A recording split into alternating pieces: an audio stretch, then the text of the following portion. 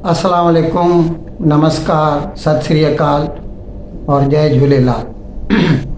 मैं हूं जी प्रेम मटलानी और आप सब देख रहे हैं हालात हाज़रा का प्रोग्राम हकीकत ये है।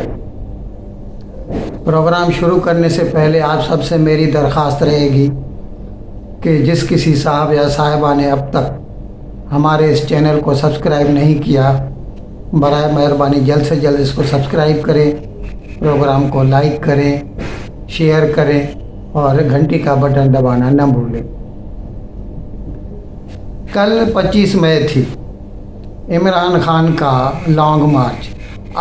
हकीकी आज़ादी लॉन्ग मार्च उन्होंने ये नाम दिया था उसको। पूरे पाकिस्तान में अपने कारकुनान को उन्होंने बोल दिया कि सब लोग इस्लामाबाद आएँ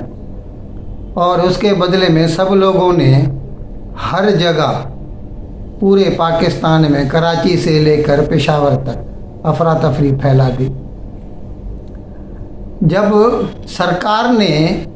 इस बदअमनी से बचने के लिए एक रात पहले से जो उनके ख़ास ओहदेदार हैं पीटीआई के, उनको प्रोटेक्टिव कस्टडी में लेना शुरू किया तो पीटीआई वाले सुप्रीम कोर्ट चले गए। कल सुबह को सुप्रीम कोर्ट में इसकी सुनवाई हुई। जब अटॉर्नी जनरल से जजों ने पूछा कि आपने इनको क्यों गिरफ़्तार किया है, क्यों रास्तों पे आपने रुकावटें खड़ी कर दी हैं, क्यों लोगों को तकलीफ़ दे रहे हैं, तो अटॉर्नी जनरल ने कहा कि जनाब, ये जो लॉन्ग मार्च करने जा रहे हैं इसमें वायलेंस होगा, लोगों की जानें जाएंगी, इमलाक का नुकसान होगा और हम चाहते हैं, हमारा फ़र्ज़ भी है सरकार का कि आवाम का नुकसान न होने दें। इसीलिए हमने ये प्रिवेंटिव मेजर्स लिए हैं। तो एक जज साहब ने यहाँ तक कह दिया कि तुम कैसे कह सकते हो कि वायलेंस होगा। अब वो जज साहब ये भूल गए कि एक रात पहले पीटीआई के एक मेजर साहब ने पुलिस के एक करंदे को, कांस्टेबल को गोली मारकर हलाक कर दिया लाहौर में। इससे पहले शेख रशीद कई बयान दे चुका है कि ये लॉन्ग मार्च खूनी होगा।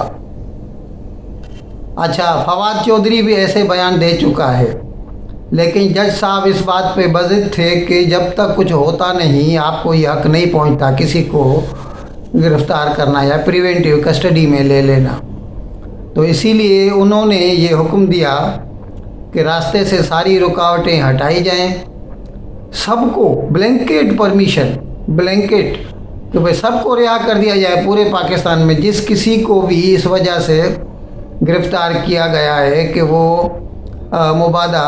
25 मार्च को होने वाले लॉन्ग मार्च में कुछ वायोलेंट हरकत न करे, इसीलिए ऐसे जो भी अफराद हैं सबको रिहा कर दिया जाए। और सुप्रीम कोर्ट ने ये फ़ैसला किया कि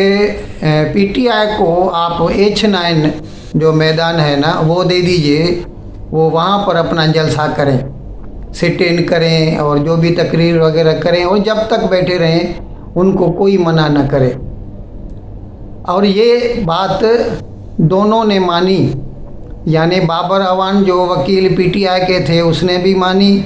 और सरकारी वकील ने, अटॉर्नी जनरल ने भी मानी। अच्छा, उनको सुप्रीम कोर्ट ने ये भी हुक्म दिया कि कल रात, यानी उस वक़्त तो आज रात करके बोला, 25 तारीख की रात 10 बजे तक, 10 बजे आप एक जगह मिल बैठें और इस बात पे जो इक़दाम कौन से लेने चाहिए कि वायलेंस न हो। लेकिन मज़े की बात यह है कि 10 बजे पीटीआई वालों की तरफ से कोई भी नुमाइंदा उस मीटिंग में शरीक होने के लिए हाज़िर नहीं हुआ। अच्छा, दूसरी तरफ इमरान खान पेशावर से निकले, चीफ मिनिस्टर के हेलीकॉप्टर में चढ़ के स्वाबी आए, फिर वहाँ से वो साहब जो है जुलूस की शक्ल में इस्लामाबाद की तरफ रवाना हुए और सबको बोला। अभी देखिए, जब तक ये फ़ैसला आ चुका था ان کو مطلع بھی کیا گیا تھا کہ آپ کے لیے H9 میدان جو ہے وہ مختص کیا گیا ہے، آپ سبھی کو وہیں پہ اکٹھا ہونا ہے اور آپ جو چاہیں وہاں پر اپنا جلسہ سٹ ان جو چاہیں کر سکتے ہیں۔ لیکن عمران خان اس بات پہ بضد تھے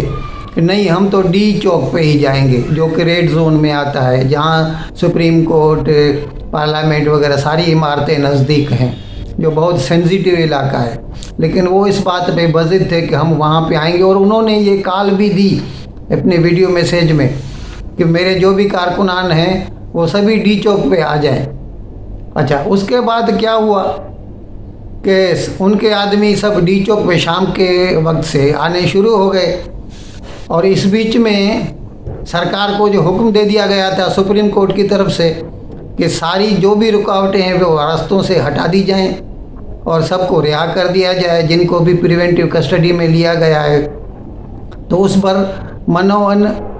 سرکار نے عمل کیا، لیکن پی ٹی آئی والوں نے کیا کیا، ان کے حوصلے بلند ہو گئے، وہ تو جیسے باغی بن گئے۔ انہوں نے ڈی چوک پر جو پیڑ پودے ہیں ان سب میں آگ لگا دی،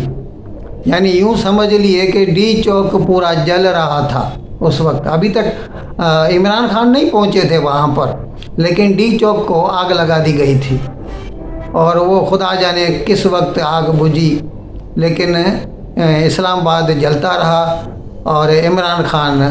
اپنے کنٹینر میں چین کی بنسری بجاتے رہے۔ آج صبح عمران خان نے ڈی چوک پر یہ اعلان کیا کہ ہم اپنا دھرنا ختم کرتے ہیں اور سرکار کو 6 دن کی مہلت دیتے ہیں کہ وہ 6 دن کے اندر اندر نئے الیکشن کی تاریخ کا اعلان کر دیں اور اس کے لیے تیاریاں شروع کر دیں، نہیں تو ہم پھر سے آ جائیں گے۔ مزے کی بات یہ ہے کہ اس کے اس بیان کے جواب میں رانا ثناءاللہ جو کہ پاکستان کے وزیر داخلہ ہیں، انہوں نے کہا جناب آپ نے تو کہا تھا ہم 20 لاکھ آدمی لے کر آئیں گے، آپ تو 15-20 ہزار مشکل سے آدمی آئے ادھر ڈی چوک پر، تو اور جب آدمی آپ نہیں لا سکے 20 لاکھ تو ہم کیوں آپ کی بات مانیں۔ انہوں نے تو یہاں تک کہہ دیا کہ آپ 20 لاکھ آدمی لے کر آئیے، ہم الیکشن کرا دیں گے۔ عمران خان نے یہ جو 25 مئی کی تاریخ چنی تھی، اس میں ان کی بددیانتی ان کے دماغ میں تھی، کیونکہ پاکستان کا کیس جو $6 بلین کا ان کا جو لون ہے جو گرانٹ کیا ہوا ہے، لیکن اس کی ایک قسط اٹکی ہوئی ہے، اور وہ اس قسط اسی لیے اٹکی ہوئی ہے کیونکہ عمران خان نے IMF سے معاہدہ کیا تھا کہ جیسا وہ چاہیں گے ویسا کریں گے، لیکن انہوں نے خود ہی اس معاہدے کو توڑا، اور جاتے جاتے انہوں نے پیٹرول اور ڈیزل کی قیمتوں میں 10 روپے کی کمی کی، یعنی سبسڈی بڑھا دی سرکار کی طرف سے، اور اس کے ساتھ ساتھ بجلی کے نرخوں میں بھی 5 روپے فی یونٹ کی کمی کر دی۔ تو اب جب مفتاح اسماعیل جو نئے وزیر خزانہ ہیں پاکستان کے، وہ IMF والوں سے قطر میں ملے، تو ان کا تو یہی کہنا تھا کہ آپ نے معاہدے کی جو آپ کی طرف سے جن کی شقوں پر عمل ہونا ہے اس پر ابھی تک عمل نہیں ہوا،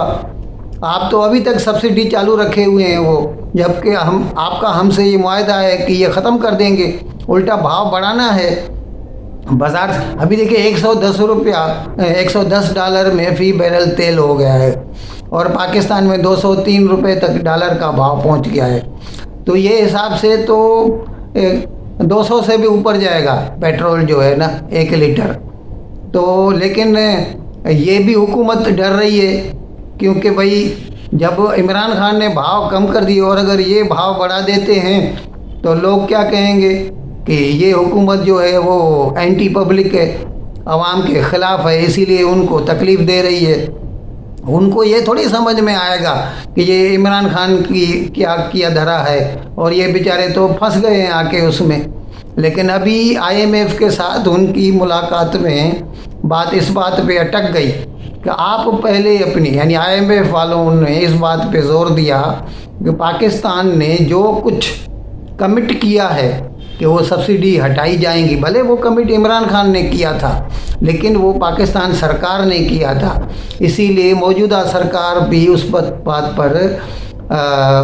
बाउंड है कि वो उसके ऊपर अमल पैरा हो, और जब तक अमल पैरा नहीं होगी हम जो आने वाली जो किस्त है वो हम रिलीज़ नहीं कर सकते।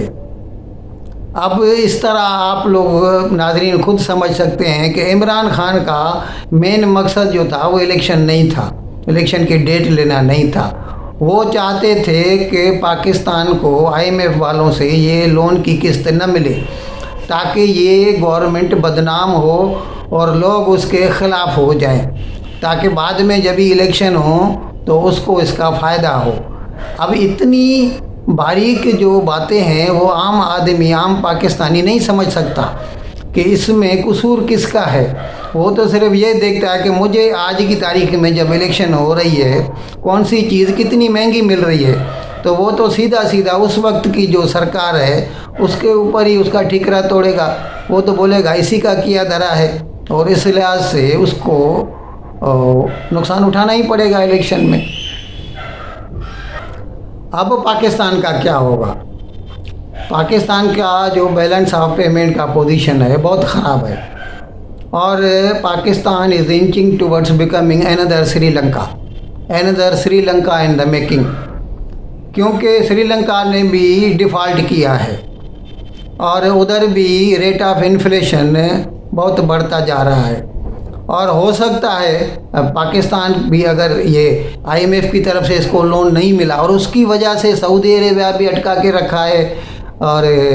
मुत्तहिदा अरब अमारात ने भी अटका के रखा है, चीन ने भी अटका के रखा है, तो किसी तरफ से पैसा नहीं आ रहा, तो फिर ये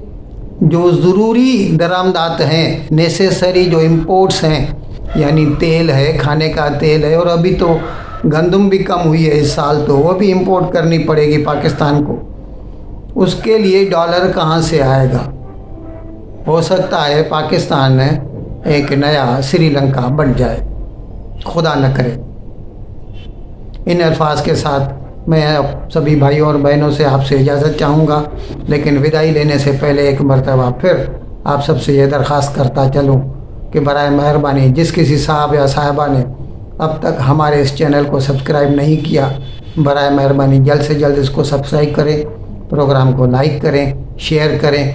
और घंटी का बटन दबाना न भूलें। बहुत बहुत शुक्रिया। खुदा हाफिज़।